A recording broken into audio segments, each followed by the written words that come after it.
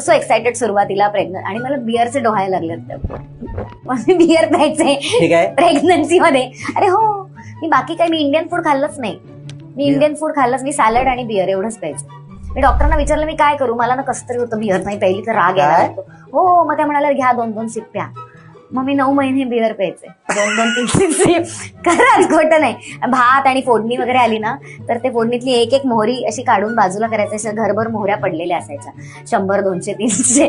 नमस्कार सर्वांना, तुमच्या आवडत्या प्रोग्राम मध्ये तुमचं सगळ्यांचं स्वागत आहे, ज्याचं नाव आहे दळभद्री पॉडकास्ट. या पॉडकास्ट मध्ये आपण अशा व्यक्तींना इन्व्हाइट करत असतो जिथे ज्या आयुष्यभर एकच सिरियल करून फेमस झालेल्या असतात, नंतर बाकीचं आयुष्य त्या फक्त धुळखात पडलेल्या असतात. अशा काही तारकांचा आपण इथे इंटरव्ह्यू घेणार आहोत. तर अशीच एक सो कॉल्ड फेमस आणि सो कॉल्ड फेमिनिस्ट अशी एक तारका आज आपल्यासोबत जॉईन होणार आहे, जी प्रेग्नेन्सीमध्ये कशाचे डोहाळे लागले पाहिजेत, कशा पद्धतीचा निष्काळजीपणा केला पाहिजे याबद्दल आपल्याला थोडक्यात माहिती देणार आहे. तर आपण स्वागत करूयात पार्वती धनंजय माने यांचं. या पार्वतीबाई, या अवघडल्या असाल ना, या बसा सावकाश हळूहळू. लागले तर नाही. नमस्कार पार्वतीबाई, थकल्या असाल तुम्ही स्टुडिओ पर्यंत येऊस, तर काय घेणार, चहा, दूध, कॉफी वगैरे? नाही, मी माझं घेऊन आले. तुम्ही बिअर पिताय प्रेग्नेन्सी मध्ये? हो, मला डॉक्टरनं सांगितलंय ना, सकाळी नाश्त्यामध्ये देशी आणि मी रात्री झोपताना जेवणात 2 घोट बिअर घेते बघा. काय बिअर? हा, अहो ते काय ना, माझ्या पोरीच्या टायमाला मला लय आनंद झालता बाई. आणि मग मला आहे ना देशी प्यायची सवय लागली. माझ्या नवऱ्याची मी उली घ्यायचा. मग काय ते घेऊ मग काय मी माझ्या पोरीचं बी नाव देशीच ठेवून टाकलं. आणि मग आता मला बिअरची डोळे आपसुकच लागले बरं बाई.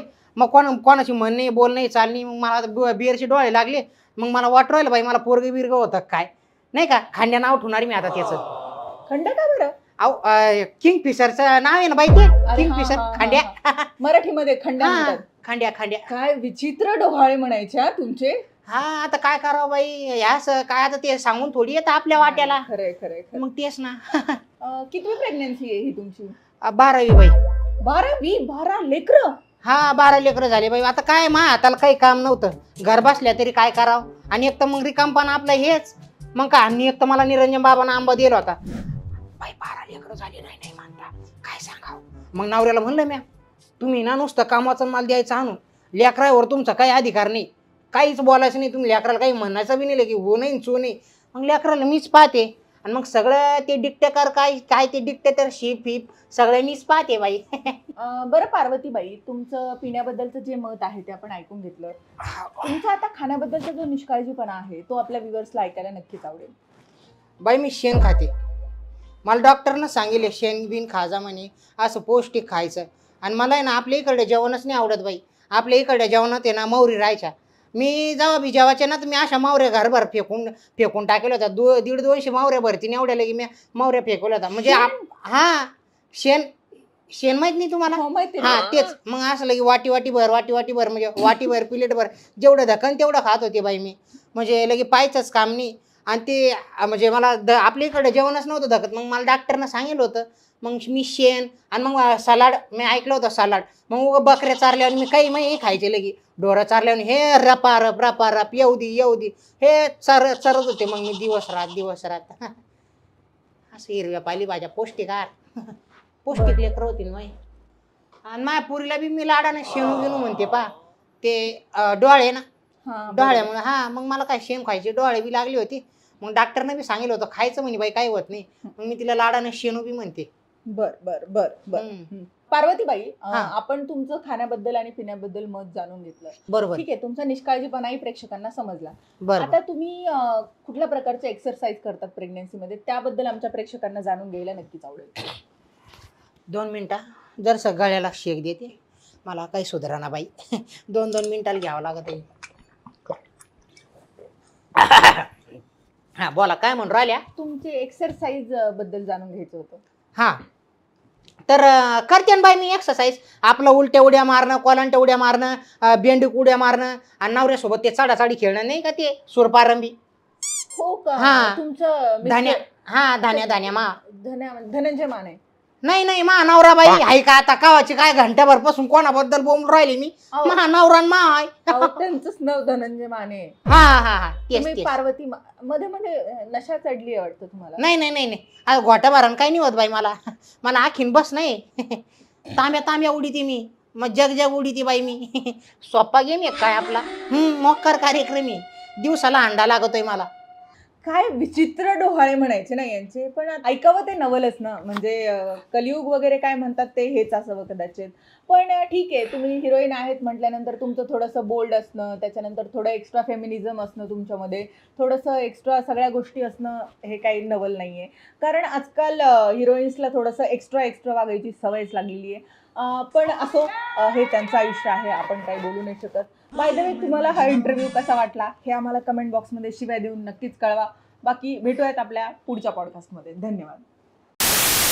येस, आता तुम्ही म्हणाल ही पोरगी व्हिडिओ सोडून मध्येच हे काय करते? थांबा, सांगते.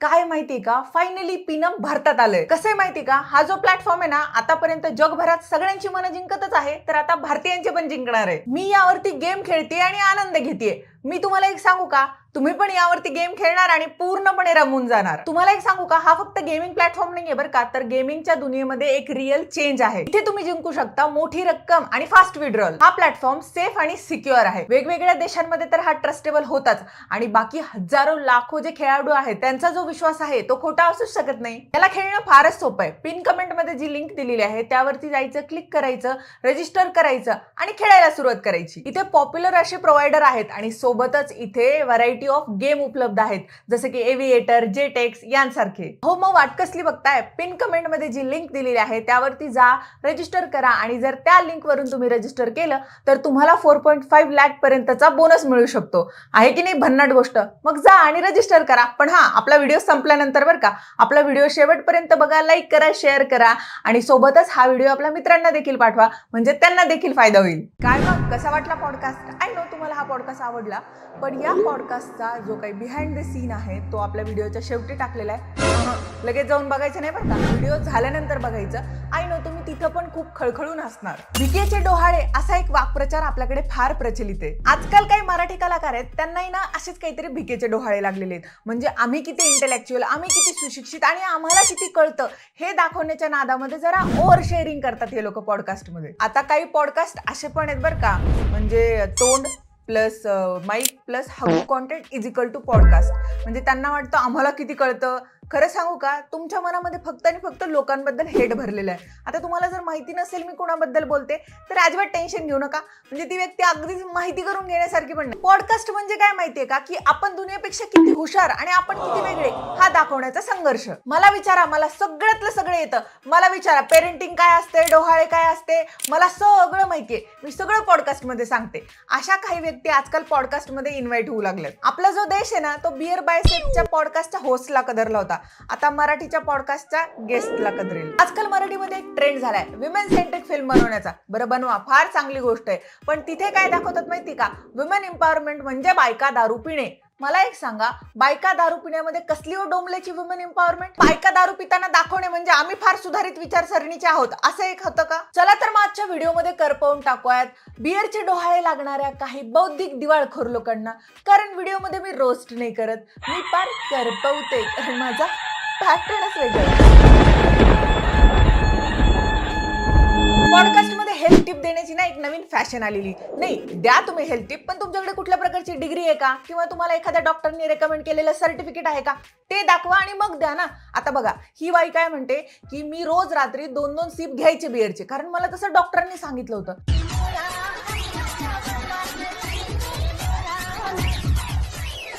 एक काम करा, ज्या डॉक्टरनी तुम्हाला ते लिहून दिलेलं ना त्याचं सर्टिफिकेट लावा ना साईडला. पेरेंटिंगचे ऍडवाइस पण आम्हीच देणार. बाळाला काय खाऊ घालायचं, काय नाही खाऊ घालायचं हे पण आम्हीच सांगणार. कारण कसं आहे माहिती का, आम्ही मूल जन्माला घातलंय, म्हणजे आम्ही बिना डिग्रीचे डॉक्टरच झालो की नाही. काहीच्या काही इलॉजिकल गोष्टी प्रमोट करायच्या. बरं, पेरेंटिंगचे अनुभव सांगणारे लोक कोण आहेत? पेडियाट्रिशियन आहेत का? नाही. यांचा फार दांडगा अनुभव आहे का? नाही. यांना आयुष्यभराचा अनुभव एकत्रित आलेला आहे का? नाही. या लोकांनी अगदी 10-5 लेकरं जन्माला घातलेत का? तर नाही. अगदी 4-5 वर्षापूर्वी मूल जन्माला आल्यानंतर जो काही अनुभव या लोकांनी एकत्रित केलेला आहे तो हा लोकांना वाटत फिरतायत. आता माझेही पॉडकास्ट होतात त्यावेळेस मी सरळ सरळ सांगून टाकते की नो पर्सनल क्वेश्चन आणि स्ट्रगलचा प्रश्न विचारू नका, कारण या दोन्ही गोष्टी मला सांगायला आवडत नाहीत. आता या मराठी हिरोईनच्या पॉडकास्टमध्ये काय बरं वेगळं सांगावं? चला तर मग मला कशा प्रकारे बिअरचे डोहाळे लागले हेच मी सांगून टाकते. म्हणजे मी अदरवाईज आय डोंट ड्रिंक, म्हणजे पार्टीमधले सगळ्यात दुःखी प्राणी मी आहे. पण मग बिअरचा एक घोट प्यायचे, ते फार अगदी अख्खी बाटली नाही संपवायचे, पण तो वास आणि एखादा घोट. मग असलं काहीतरी वाचाळ आपल्या तोंडातून काढल्यानंतर जेव्हा यांचा इंटरव्ह्यू पब्लिश होतो तेव्हा हे लोक कमेंट बॉक्स ऑफ करून ठेवतात. मला एक सांगा, जेव्हा तुम्ही पब्लिक प्लॅटफॉर्मवरती तुम्ही असं काहीतरी टाकता त्यावेळेस तुम्हाला समर्थन करणारे आणि तुम्हाला विरोध करणारे दोन्ही प्रकारचे लोक भेटतात. मग जर तुम्हाला याच गोष्टीची लाज वाटते तर मग अगोदरच कशाला बोलायच्या या गोष्टी? पाश्चिमात्य संस्कृतीचं अनुकरण करणं अजिबातच चूक नाहीये, पण ह्या मराठी तारकांना आजकाल जरा जास्तच वाहवत चालल्यात. आय मीन आम्ही किती बोल्ड आहोत आणि आम्ही किती सुशिक्षित आहोत ही गोष्ट दाखवण्याच्या नादामध्ये ह्या आपली संस्कृती विसरतच चालल्यात. Firstly, parenting is not dictatorship. कारण मी त्याला सांगितलं पण मी सगळं सोडून घरात बसले ना, हे माझ्या मुलासाठी. So I will dictate the terms for his upbringing. You have to say yes, कारण तू सगळं काम सोडून नाही बसलायस, नाहीतर तू राहा.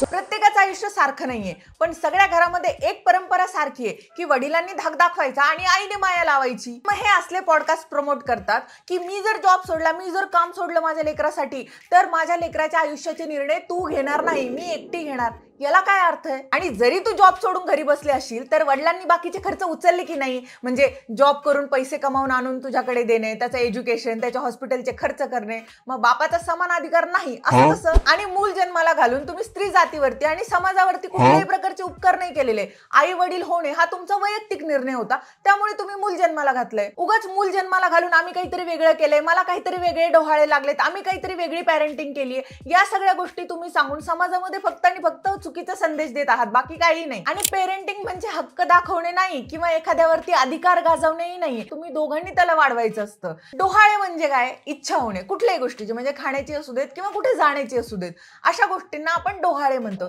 तर माँसाहेब जिजाऊंना स्वराज्याचे डोहाळे लागले होते. छत्रपती शिवाजी महाराज जेव्हा पोटात होते ना, तेव्हा माँसाहेबांना सतत असं वाटायचं की माझ्या पोटी जो पुत्र जन्माला येणार आहे ना, तो शूरवीर असावा, त्याला तलवारबाजी यावी, त्यांनी शत्रूंचा नायनाट करावा आणि त्यांनी स्वराज्याचं रक्षण करावं. आता महाभारतातल्या अभिमन्यूची गोष्ट ऑलमोस्ट सगळ्यांनाच माहितीये की भगवान श्रीकृष्ण जेव्हा सुभद्रेला गोष्ट सांगत होते की अभिमन्यूला हा चक्रव्यूह कसा भेदायचा आहे, हे भगवान श्रीकृष्णाने सांगितलं खरं, पण नंतर मग अर्धवट गोष्ट ऐकली आणि सुभद्रेला झोप लागली, म्हणून अभिमन्यूला युद्धामध्ये चक्रव्यूह भेदता तर आलं पण तिथून बाहेर येण्याची गोष्ट ऐकली नव्हती, त्यामुळे अभिमन्यूचा मृत्यू झाला. आता बिअरचे डोहाळे लागल्यानंतर कुठल्या प्रकारचा पुत्र जन्माला येणार आहे आणि कुठल्या प्रकारच्या जगाचं कल्याण होणार आहे अशा प्रकारची माहिती देऊन ते त्यांनाच माहिती. म्हणजे आपले जे कथा पुराण आहेत, आपली जी संस्कृती आहे, ती तुमच्या बाळाला तुम्ही काय ऐकवायला पाहिजे ह्या सगळ्या गोष्टी शिकवते. मग अशा गोष्टी पॉडकास्टमध्ये हे लोक का नाही सांगत? मला बिअरचे डोहाळे लागले, मी हे केलं, मी ते केलं, या गोष्टी कसं काय सर्रास प्रमोट होतात? म्हणजे आजकाल कसं झालंय माहिती का की प्रेग्नन्सीची न्यूज कळाल्यानंतर देवासमोर साखर ठेवायची तर लांबच गोष्ट राहिली, चला आपण सेलिब्रेट करू, मग आज काय बसूयात शॅम्पेन आणि बिअर आणि दारू वगैरे सगळं पिऊयात का तर आपण प्रेग्नेंट आहेत. लेकरू जन्माला आल्यानंतर झूम बराबर झूम शराबी गाण्यावरती नाचू नये म्हणजे झालं. बरं, चर्चेत राहण्यासाठी सगळ्या प्रकारचे कुटाणे करून झालेले आहेत. मागे एका कॅब ड्रायव्हर सोबत अशाच प्रकारचे कुठले तरी भांडणं झाले होते. बोल, एसी चालू करणार आहेस की नाही? खिडकी बंद करा, एसी चालू एसी तुझा 1 वर आणि गरम होतोय आम्हाला. खिडकी बंद करा, चालू करून देतो. नाही, तुझा एसी 2 वर चालवणार आहेस का? नाही, एसी 2 वरती चालू. चालव रे 2 वर एसी. चालत नाही. पोलीस स्टेशनला चलत हा, का? चला. चला. उलट बोलतोयस, उद्दाम बोलतोयस, कळलं? नाव काय तुझं? जाऊ ना पोलीस स्टेशनला. तुझं नाव काय आहे? माझं नाव काय आहे ना, ते बुकिंग वरती बघा. कुठल्या बुकिंग वरती? कोणी केली बुकिंग त्यांना विचारा. एसी चालू कर, मला गरम होत आहे. काच बंद करा ना मग. तुझा एसी पूर्ण चालतोय का? तर सोशल मीडियावरती पॉवर आहे म्हणून टाकायचा व्हिडिओ करून, मग त्यामध्ये आपण चुकीचे का असे ना पण आपण कसे विक्टीम आहोत हे दाखवून द्यायचं. तो कॅबवाला म्हणतोय तुम्ही खिडकी बंद करा, मग आपोआप कुलिंग होईल. नाही, तुझा एसी 3 वरच चालून 4 वरच चालू, मी खिडकी बंद करणार नाही. डोक्यावर पडलायत का तुम्ही? दार खिडक्या बंद केल्याशिवाय कसं काय कुलिंग होणार एसीची? आपण किती वेगळे आहोत आणि आपलं वेगळेपण सिद्ध करण्यासाठी चाललेली हे फक्त धावपळ आहे, बाकी काही नाही. One more thing, as a celebrity you should have a sense about things you are expressing publicly. आणि या गोष्टीचा यंग जनरेशन वरती चुकीचा परिणाम होणार आहे. बरं ठीक आहे, एखाद्या सेलिब्रिटीने ओव्हर शेअर करून पण टाकलं, मग अशा वेळेस त्या चॅनलने तो पार्ट ट्रिम करावा, कट करावा, एडिट करावा आणि पोस्टच करू नये. सिंपल, कुठल्या तरी गायनोलॉजिस्ट कडे जाऊन किंवा गुगल वरती फिटल अल्कोहोल सिंड्रोम किंवा फिटल अल्कोहोल स्पेक्ट्रम डिसऑर्डर या संदर्भात माहिती घ्या. मग कळेल की प्रेग्नन्सीमध्ये अल्कोहोल पिणं किती हानिकारक असू शकतं. बाळ जेव्हा पोटामध्ये असतं ना तेव्हा एक अम्बिलिकल कॉर्ड म्हणजेच नाळ जोडली गेलेली असते आईसोबत. म्हणजे आई जे खाते त्याचा अन्न पुरवठा बाळाला होतो. मग आई जे सात्विक भोजन खाते किंवा चांगल्या गोष्टी खाते त्याचे जीवनसत्व बाळाला मिळतात. पोटामध्ये असणारे जे बाळ आहे त्याच्या लिव्हरची तेवढीशी ग्रोथ झालेली नसते. त्यामुळे आईने जर अल्कोहोल कन्झम्पशन केलं तर ते अल्कोहोल बाळाच्या पोटामध्ये साठवून राहतं आणि त्यामुळे ऑक्सिजनचा पुरवठा कमी होतो आणि अशा वेळेस बाळाची ग्रोथ थांबते. अशा वेळेस बाळाला लर्निंगचा, हिअरिंगचा किंवा मग त्याचे नोजचे सेन्सेशन किंवा त्याच्या दिसण्याचा प्रॉब्लेम किंवा त्याच्या ओठाचा जो वरचा भाग आहे तो लहान होणे किंवा एक डोळा लहान होणे अशा बऱ्याच साऱ्या गोष्टी बाळ फेस करू शकतं. एवढंच काय तर ऑटिझम होणे किंवा मग बाळाची जी ॲबनॉर्मल ग्रोथ आहे ती होणे अशा बऱ्याच साऱ्या गोष्टी ज्या आहेत त्या अल्कोहोल कन्झम्पशन केल्याने होऊ शकतात. आणि एवढंच काय तर त्या बाळाचा जो मेंदू आहे तो देखील छोटा होतो. त्यामुळे 2-2 सिप अल्कोहोल पिणं हे सेफ आहे आणि जास्त अल्कोहोल पिणं हे अनसेफ आहे अशातलं काहीही नसतं. थोडं अल्कोहोल देखील बाळाच्या हेल्थसाठी हानिकारक असू शकतं. त्यामुळे डॉक्टर स्ट्रिक्टली सांगतात की no alcohol consumption during pregnancy. बरं पिली तर पिली, त्या गोष्टीचं प्रदर्शन जगभर कशाला करायला पाहिजे? तुम्हाला जे करायचंय ते 4 भिंतींच्या आतमध्ये करा ना. लोकांना कशाला सांगत फिरतायत की मला हे डोहाळे लागलेत. प्रेग्नेंट ज्या बायका आहेत त्यांनी तुमचा इंटरव्ह्यू बघावा आणि त्यांना त्या गोष्टींची इच्छा व्हावी. किती वेळा सांगितलं तुला, किती वाटलं तरी विड्या उडायच्या नाहीत म्हणून. म्हणजे डोहाळे लागलेत हो, डोहाळे. गेले 2 दिवस सारखी विड्या सोडते. काय विचित्र डोहाळे म्हणायचे. आणि बिअर मध्ये हाय शुगर लेवल असते. ठीक आहे, जर तुम्ही प्रेग्नन्सी मध्ये बिअर पित असाल तर तुमचं बाळ जे आहे ना ते जन्मताच ब्लड शुगर घेऊन येईल. एक स्त्री या समाजामध्ये परिवर्तन घडून आणू शकते. म्हणजे स्त्रीपासूनच ही पूर्ण दुनिया आहे. त्यामुळे स्त्रीने बाळ पोटात असल्यापासून त्याच्यावरती जसे संस्कार लावलेत तसं ते बाळ आयुष्यभर लक्षात ठेवत असतं. त्या गोष्टी त्याला आयुष्यभर लक्षात राहणार आहेत. जर तुम्ही पेरेंटिंगच्या बाबतीत किंवा कुठल्याही प्रेग्नन्सीच्या बाबतीत कुठल्याही सोशल मीडिया प्लॅटफॉर्मवरती सांगत असाल तर बी केअरफुल की तुम्ही समाजामध्ये कुठल्या प्रकारचा संदेश देत आहेत. कारण आपल्यासारख्या लोकांना म्हणजे जे ऍक्टर ऍक्ट्रेस आहेत त्यांच्या आयुष्याबद्दल कायम हेवा वाटतो. त्यांच्यासारखं जगा वाटतं, त्यांच्यासारखं करावं वाटतं, त्यांच्यासारखी विचारसरणी असावी वाटते. मग अशा वेळेस तुम्ही काय देताय समाजाला, तुमच्या फॅन्सला, हे तुम्हाला कळायला पाहिजे. तुम्हाला एक गोष्ट माहिती आहे का, ह्या ज्या मराठी सो कॉल्ड तारका आहेत ना या कधीही आपल्या संस्कृतीबद्दल चांगलं सांगताना दिसणार नाहीत. की जेव्हा तुम्ही लहान बाळ जन्माला येतं तेव्हा त्याला चेस्टवरती घेऊन अथर्व शीर्षक म्हणणं किंवा मग तुम्ही रामरक्षा म्हणणं किंवा कुठल्याही प्रकारचे विष्णू सहस्त्रनाम म्हणणं असं जर त्याला छातीला घेऊन म्हटलात तर त्याचे उच्चार शुद्ध होतात, त्याचा ऑरा क्लीन होतो. या गोष्टी हे लोक कधीच प्रमोट करणार नाहीत. आजकाल मेजॉरिटी मुलींना नॅचरली कन्सीव्ह करणं खूप प्रॉब्लेमॅटिक झालेलं आहे. कारण आपल्या सगळ्यांची जी लाईफस्टाईल आहे ती प्रचंड चेंज झालेली आहे. म्हणजे आपण कधीही झोपतो, कधी उठतो, अशा बऱ्याच साऱ्या गोष्टी आपल्यासोबत होतात. मग जेव्हा तुम्हाला नॅचरली कन्सीव्ह होत नाही त्यावेळेस डॉक्टर मग IVF वगैरे सांगतात. पण त्याच्या आधी डॉक्टर काय सांगतात की तुम्ही तुमची लाईफस्टाईल चेंज करून बघा. म्हणजे तुम्ही वेळेत झोपा, वेळेत उठा, व्यवस्थित खा आणि तुम्ही धूम्रपान करू नका. अशा बऱ्याच साऱ्या गोष्टी तुम्हाला डॉक्टर सजेस्ट करतात. योगा करा, मेडिटेशन करा. या सगळ्या गोष्टी केल्यानंतर तुम्ही नॅचरली आपोआप कन्सीव्ह करू शकता.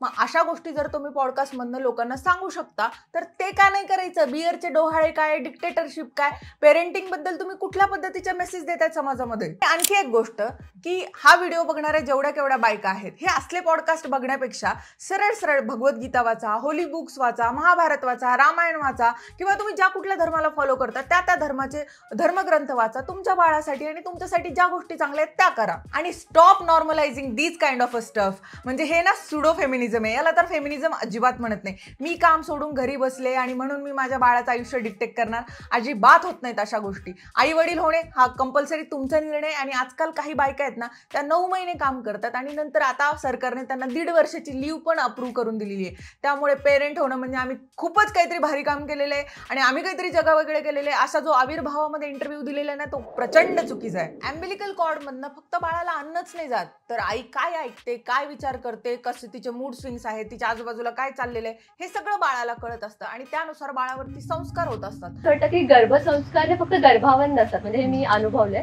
तर ते आईवर पण त्या काळात खूप संस्कार होत असतात. मी माझ्या प्रेग्नन्सी स्टुडंटला पण सांगते की या काळात तुम्हाला जेवढं स्वतःला वेळ देता येईल, जेवढं काही स्पिरिच्युअल वाचता येईल, ऐकता येईल तेवढं ऐका. तर कारण सगळे व्हायब्रेशन बाळाला फील होतात. त्यामुळे तुमची लाईफस्टाईल हेल्दी असणं असणं जास्त गरजेचे आहे. बियरचे डोहाळे बिहाळे अजिबात लावून घेऊ नका. जर तुम्ही प्रेग्नेंट असाल तर तुमच्यासाठी meditation, peaceful living, hydration, healthy eating ह्या गोष्टी गरजेच्या आहेत. आणि जर तुम्हाला वाटत असेल की तुमचं बाळ इंटेलिजंट जन्माला यावं तर रोज नवीन गोष्टी शिका, पझल सॉल्व्ह करा, निडर राहा, हॅपी राहा आणि कुणाबद्दलही मनामध्ये कसलीच जेलसी ठेवू नका, कारण तुमचे सगळे व्हायब्रेशन तुमच्या बाळाला फील होतात. So that is it for today guys. जर तुम्हाला हा व्हिडिओ आवडला असेल तर व्हिडिओला लाईक करा, शेअर करा, माझ्या चॅनलला सबस्क्राईब करा. तोपर्यंत सदा खुश राहा आणि सदा कूल राहा. आणि हो, मला फेसबुक आणि इंस्टाग्रामवरती फॉलो करायला विसरू नका. आणि याच्या व्यतिरिक्त आणखी एक गोष्ट म्हणजे की पिनअपची लिंक जी आहे ती आपल्या पिन कमेंटमध्ये दिलेली आहे. जा पिनअप वरती रजिस्ट्रेशन करा आणि जिंका भरघोस कॅश. थांबा, कुठे चालले? ब्लूपर्स बघून जा. आणि मला आता बी लय आनंद होईल म्हणून मग मी एक्साइट मध्ये मी पहिले माझ्या पोरीच्या टायमाला मी देशीची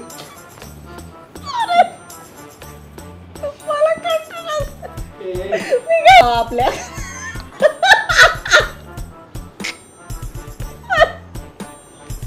ती पोच देत होतो ना, मी तुम्हाला म्हणलं होतं ना ती पोच देतो म्हणून. अशी मला शेण आवडतं बाई. नाही का? रप येऊ दे हे चरत होते मग मी दिवस रात असे हिरव्या पाली भाज्या पौष्टिक आहार पौष्टिक लेकर होती ना बाई. बोल बाई.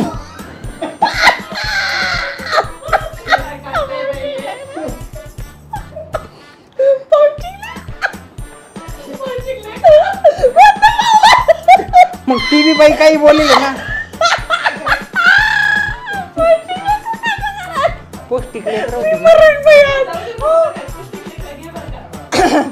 पौष्टिक लेकर होती ना बाई.